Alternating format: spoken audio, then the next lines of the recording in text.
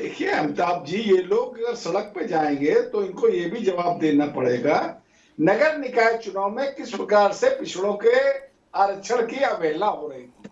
मैंने अपनी बात कही, भाई सीटें जरूर परिवर्तित हो सकती है, जो दलितों और पिछड़ों के जो आरक्षण था उसमें कहीं पर भी कोताही नहीं बरती जा रही थी। संवैधानिक रूप से जितने परसेंट था आरक्षण, 27% ओबीसी का, 21% अनुसूचित जाति का, दोनों दिया जा रहा। इनको ये भी बताना पड़ेगा। भारतीय जनता पार्टी का चुप बैठेगी क्या? भारतीय जनता पार्टी के पास कहने के लिए नहीं है क्या? आपने चुनाव को, आपने जनसंख्या का निर्धारण तो इसी से किया, आपने क्यों नहीं उस पे जो सुप्रीम कोर्ट ने गाइडलाइन में काम किया? आपने ऑफिस में बैठ के अक्कड़ बक्कड़ बब्बे वो खेला, आपने टाइम पास किया, उसको आप बात करते रहे, आपने उसको गंभीरता पूर्वक लिया ही नहीं। जब आप कोर्ट के मामले को, कोर्ट के दिए हुए आदेशों को सम्मानित तरीके से नहीं ले रहे हैं तो कैसे उसको आप इम्प्लीमेंट करेंगे? आपके अधिकारी, आपके अफसर लगातार ये करते चले आ रहे थे। क्या आपके संज्ञान में नहीं था? क्या आपको पता नहीं था? आपको सब पता था, आपके सब संज्ञान में था। आप लोगों ने जानबूझ करके तो कराया है ताकि ओबीसी के हितों की का जो है अवमानना की जा सके, उनके हितों को खत्म किया जा सके, उसको दबाया जा सके। ये आप जस्टिस में भी कर रहे हैं, वहां शिक्षा क्षेत्र में भी आरक्षण कम कर रहे हैं ओबीसी को, आपने उल्टे सीधे आरोप लगा ओबीसी के ऊपर, और यहाँ भी आप लोकतंत्र में भी कर रहे हैं। आप बाबा भीमराव अम्बेडकर के बनाए हुए लोकतंत्र का गला घोट रहे हैं, आप उसकी हत्या कर रहे हैं, आप लोकतंत्र का गला घोट रहे हैं, आप सही अधिकार नहीं दे रहे ओबीसी को, और ये सब जानबूझ करके षड्यंत्र की तरह एक परिपाटी के तहत किया गया है। और ओबीसी समझदार हो गया है, ओबीसी ये बात समझ गया है, जब 56% ओबीसी की आबादी है तो उसको हिस्सेदारी ज्यादा क्यों नहीं मिलनी चाहिए? समाज जानना चाहेगा कहां गला घोटा गया। अच्छा राघवेंद्र जी, एक मिनट, मैं एक और चीज देख रहा हूं। ओबीसी के आरक्षण की अनदेखी, इससे मुद्दा शुरू होगा जमीन पर और वो धीरे धीरे मुड़ जाएगा, उसकी परिणति हो जाएगी कि जात आधारित जनगणना। क्यों? क्योंकि 6 तारीख से नीतीश बाबू, अरे रुको भाई तकी साहब, 6 तारीख से नीतीश कुमार वहां बिहार में शुरू करा रहे हैं। अब बिहार और यूपी में अंतर तो है नहीं, बीच में गंगा है, तो बिहार में जब जात की जनगणना शुरू हो जाएगी और यूपी में लोग कंबल ओढ़ के सोएंगे, ऐसा तो नहीं होगा। ऊपर से ये आरक्षण का मुद्दा भी आ गया। बड़ी कठिन है डगरपन घट की। जवा यास्मीन, ये पिछड़ों के आरक्षण का मुद्दा मुझे लगता है कि ये पहला अध्याय है कथा का, और 5वां अध्याय समापन वाला होगा, वो जाके फिर होगा जातिगत जनगणना। देखिए, समाजवादी पार्टी शुरू से कह रही है कि सबको न्याय देना होगा तो जातिगत जनगणना तो करानी ही होगी। अब वो उनके गले की फांस बनेगी तो वो कराएंगे ही कराएंगे। अभी मैं भाजपा प्रवक्ता की बात सुन रही थी कि इन्होंने कहा कि हम सारी गाइडलाइंस फॉलो कर रहे थे और उसके बाद ही हमने सीट रिजर्व करी है ओबीसी के लिए। इसका मतलब ये हाई कोर्ट को गलत साबित कर रहे हैं। जब सुप्रीम कोर्ट बोलने दीजिए भाई, मेरे तैयारी करके आया करिए, हाई कोर्ट ने क्या कहा है वो पढ़ा करिए। नहीं, उनकी बात आ जान दो भैया, उनके वो देखो दूसरे के में नहीं बोली ना, जी बताओ, उनकी बात आ जान दो। हाँ जी भाई यास्मीन। जब सुप्रीम कोर्ट राम मंदिर को लेके फैसला देती है तो क्रेडिट लेने भाजपा पहुंच जाती है, और जो जज है उनको राज्यसभा गिफ्ट कर दिया जाता है। जब कोर्ट इनकी गलती बताती है तो ये हाई कोर्ट को गलत साबित कर रहे हैं कि नहीं, हमने तो सारी गाइडलाइंस पूरी करी है। तो आपने गाइडलाइंस पूरी करी होती तो आज आपको ये आयोग बना के आपको दोबारा समीक्षा कराने की जरूरत नहीं पड़ती। तो अपने काम में आप विफल रहे हैं, इसीलिए आपको टोका जा रहा है। अब आगे जो ओबीसी वर्ग है वो आपकी तरफ देख रहा है। जहां तक आप कह रहे थे विपक्ष सड़क पे उतरेगा तो सवाल उठेगा, अरे सरकार आपकी है, दूसरा कार्यकाल आपका है, आप जवाब दीजिए ना। आप विपक्ष की क्यों बात कर रहे हैं? विपक्ष तो अपना रोल अटेंड कर रहा है। प्रश्न तो शऊर से उठाओ, जवाब देने की बात क्या है? आप जो प्रश्न पूछ रही है वही गलत तरीके से है। मैंने जवाब यहीं पर दे दिया, आपको जवाब देने पड़ेगा। आपके पास अखिलेश यादव के अलावा दूसरा कोई नेता है? सिर्फ पिछड़ों की बात नहीं कर रहे, सभी समाज की बात कर रहे हैं। एक यादव समाज का नेता लेकर के पिछड़ों की दुहाई दे रही हो, यही शर्म की बात है। कल अखिलेश यादव का बयान मैंने सुना था, यादवों के लिए चिंतित है, पिछड़ों के लिए चिंतित नहीं है। पिछड़ों के लिए चिंतित नहीं है, वो यादवों के लिए चिंतित है। उन्होंने स्पष्ट रूप में कहा था यादवों के आरक्षण करना चाहिए। हमारे हर वर्ग के नेता को सम्मान दिया जाता है। आप क्या नेताओं को कुर्सी पे अच्छी तरीके से जानते हैं, आपके पास कितने नेता है? सिर्फ पिछड़ों का एक नेता है, उसके अलावा कोई नेता है नहीं। उत्तर प्रदेश की जनता भली प्रकार जानती है आपको। आपके नेता आपकी पार्टी के खिलाफ खुद ही कंप्लेन करते हैं। प्लीज जाके देखिए, केंद्र सरकार ने आपके आप लोग लग गए, काट की हानि 4 बार चढ़ चुकी है। अब आप घर जाइए, मुंह धो के सो जाइए जाके, हो गया उत्तर प्रदेश की ठीक, जनता। राघवेंद्र जी रुकिए एक बार, जेब आप भी रुकिए, राघवेंद्र आप भी रुकिए, मैं तकी साहब आप भी रुकिए, अभी आप भी रुकिए, अभी रुकिए। उमेश यादव, क्या आपको लगता है कि भाजपा और कांग्रेस, ये जो दो राष्ट्रीय पार्टियां हैं,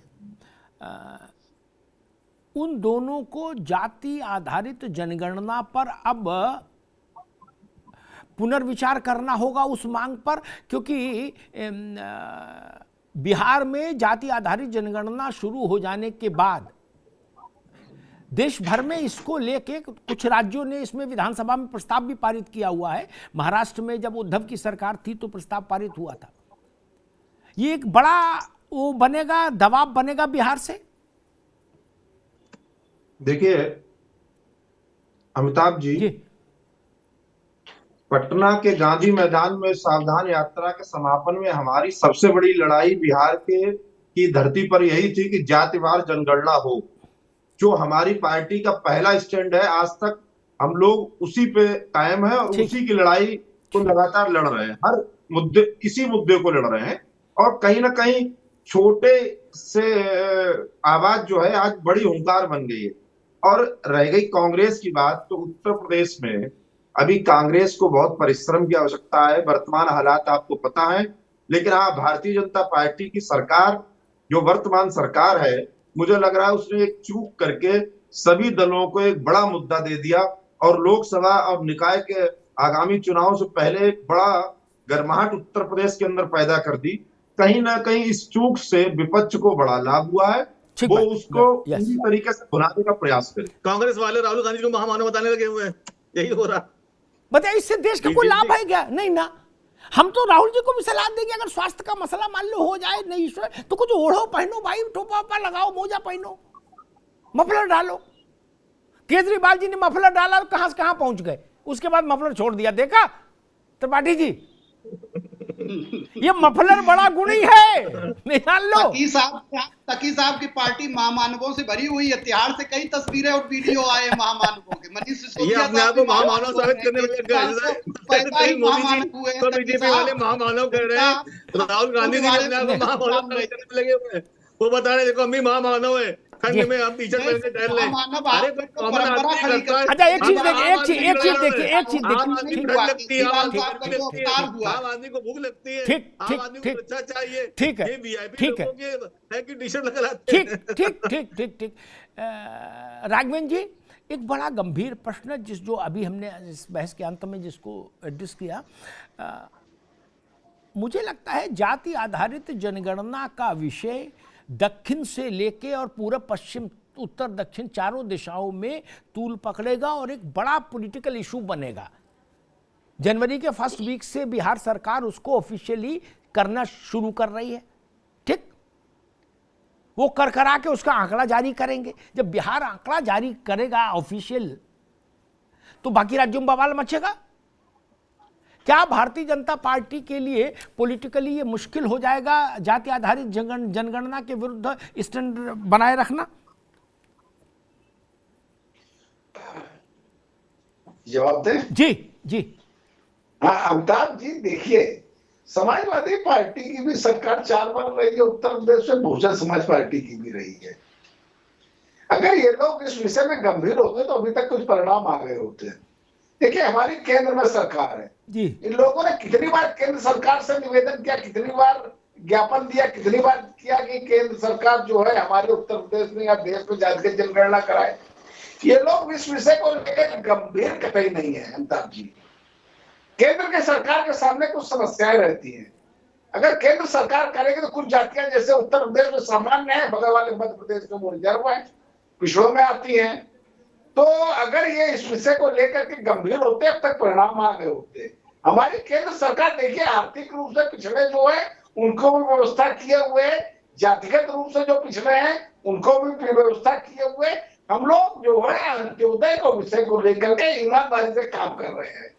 और विषय ये जो है उठाने का, ये लोग जातिगत जनगणना का विषय उठाते हैं, ये सिर्फ उठाते ही है।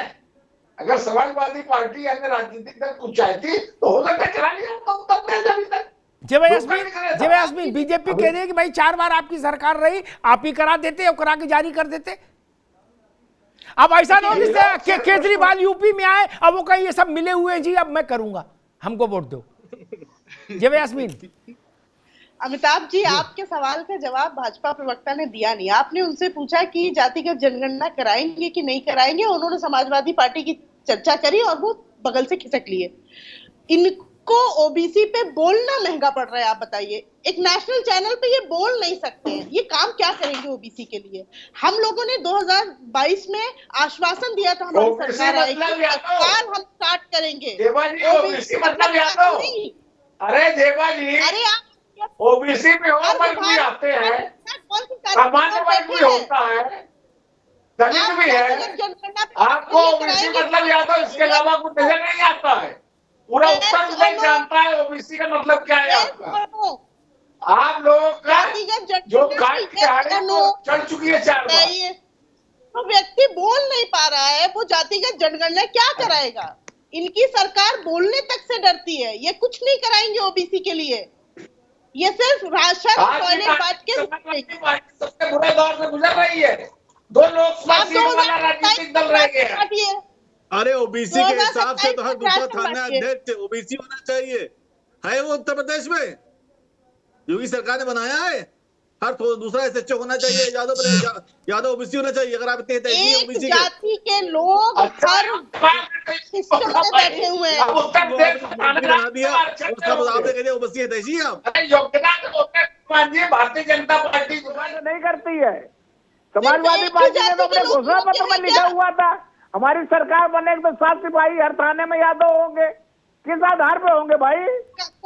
भाई इसके आधार ये थोड़ी ना होता, योग्यता आधार होता है।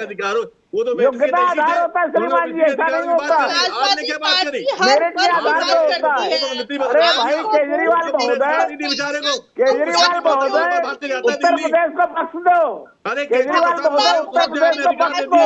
उत्तर प्रदेश में आग बंद लगाओ। बार बार दिल्ली जाते हैं भाग भाग के अपना काम करवाने के लिए। क्या दिखाते दिए कुछ बता दो को? सिर्फ मुखौटा बना के रखा आपने उनको। बहुत चिंता हो रही है आपको। तो ले लिया गया ओबीसी हमें चिंता, हम आपका चेहरा सामने कर रहे हैं। हम हमारे चेहरा सामने मत करो। उत्तर प्रदेश में हमारा चेहरा सामने है। हमारी केंद्र में भी डबल बार सरकार है। हम लोग 30 साल से राज्यों में सरकार चला रहे हैं निष्कंटक। हमारी राज्यों में सरकारें 30 सालों से। हमें ज्ञान देने का काम मत करिए। एक मिनट, ठीक, लोग बेहतर तरीके से जानते हैं किस तरीके से हम लोग ईमानदारी से काम करने वाले लोग हैं। रुको भैया, रुको। अरे रुको दादा, रुको।